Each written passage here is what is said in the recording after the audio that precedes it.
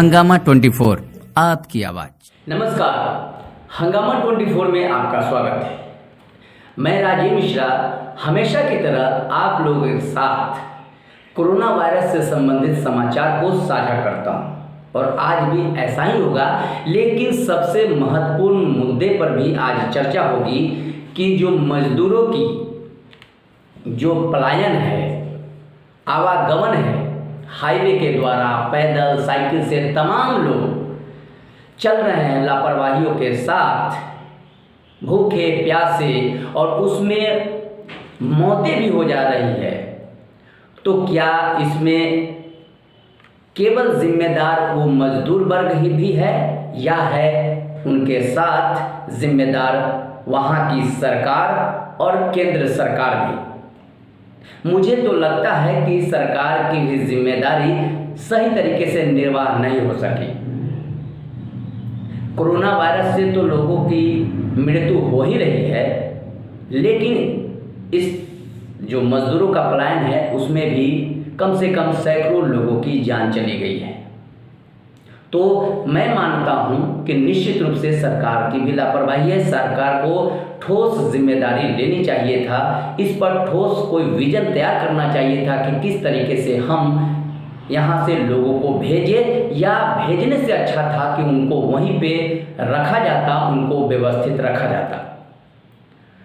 तो दोस्तों, मैं थोड़ा विस्तार में चला गया, लेकिन आपको मैं ये बता दूं कि हमारे देश में भी संक्रमित मरीजों की संख्या लगभग 78,000 के पार कर गया और मौत का आंकड़ा भी 2,500 के करीब पहुंच चुका है। वहीं पे संतोषजनक बात ये भी है कि अभी तक 27,000 संक्रमित मरीज ठीक भी हो चुके हैं।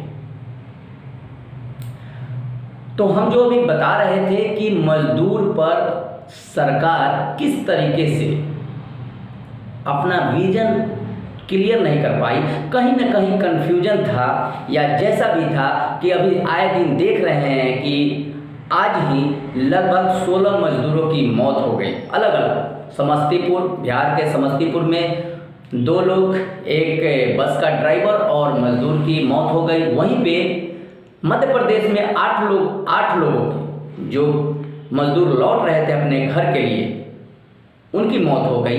और तमाम देश में लगभग 16 मजदूरों की आज की घटना है कि उनकी दर्दनाक मौत हो गई। इसका जिम्मेदार कौन है, केवल मजदूर या सरकार? मुझे लगता है सरकार को ठोस पहल करनी चाहिए थे।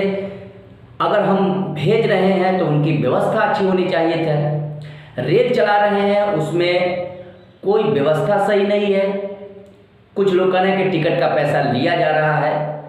हालांकि इसके साथ साथ सरकार के साथ मैं उन लापरवाह मजदूरों को भी मानता हूं जो हो सकता है वो घर से पैसे मंगा के और घर वापस हो रहे हैं, पैदल ही चल दे रहे हैं, भूखे प्यासे चल दे रहे हैं। ये कहाँ तक सही है?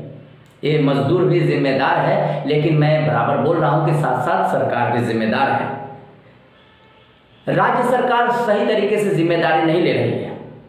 तमाम मजदूर कह रहे हैं कि हमारे खाने पीने की व्यवस्था नहीं है, हमारे पास पैसे नहीं है, और राज्य सरकार कहते जा रही है कि हम इतने हजार लोगों की व्यवस्था किए हैं, उनकी सही व्यवस्था कर रहे हैं, उनको घर तक भेजेंगे बस के द्वारा, ट्रेन के द्वारा। लेकिन तमाम सुविधाओं के बावजूद जो मौखिक सुविधाएं हैं, मौखिक बातें हैं, वो धरातल पर उतरते हुए नजर नहीं आ रहा।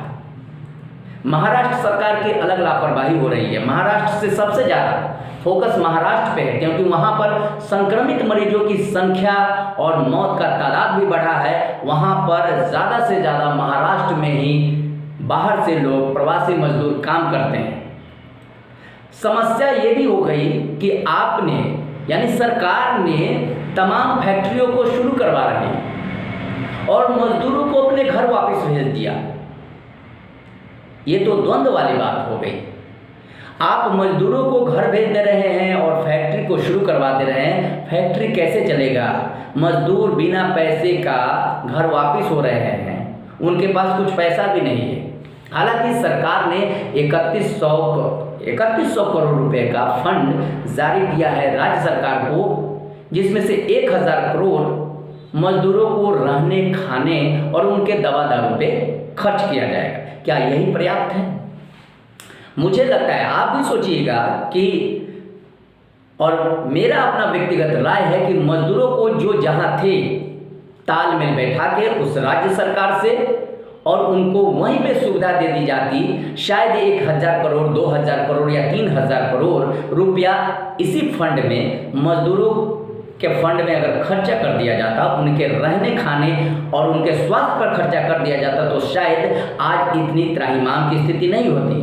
आप गौर किए होंगे कि जब से प्रवासी मजदूर एक जगह से दूसरे जगह जा रहे हैं, संक्रमित मरीजों की संख्या बेतहाशा बढ़ रही है, मौत का भी आंकड़ा बढ़ रहा है।